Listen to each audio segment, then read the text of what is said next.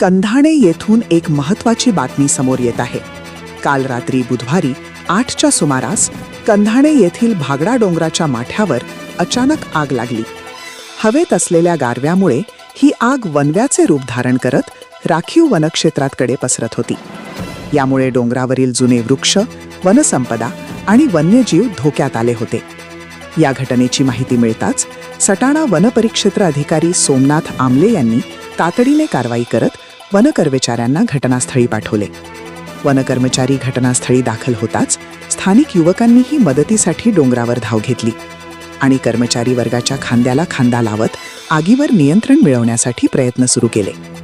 रात्रीचा किर्र अंधार, आगीच्या ज्वाळा आणि विषारी प्राण्यांची भीती असतानाही सुमारे 2 तासांच्या अथक प्रयत्नांनंतर अखेर आग आटोक्यात आणण्यात आली. वेळीच आग आटोक्यात आली नसती तर भागडा डोंगर परिसरातील हजारो हेक्टर वनसंपदा आगीच्या भक्ष्यस्थानी पडली असती. दरम्यान अज्ञात व्यक्तीने डोंगराच्या माथ्यावर आग लावल्याचा संशय व्यक्त केला जात असून या घटनेची सखोल चौकशी करण्याची मागणी स्थानिक वनसमितीच्या सदस्यांकडून करण्यात येत आहे. या धाडसी कारवाईत वनपाल सुदाम पवार, वनरक्षक माणिक वाघ, वनमजूर रवी सोनवणे, केदा सोनवणे आणि शरद खैरनार यांनी मोलाची भूमिका बजावली. कंधाणेतून प्रखर न्यूजसाठी शशिकांत बिरारी.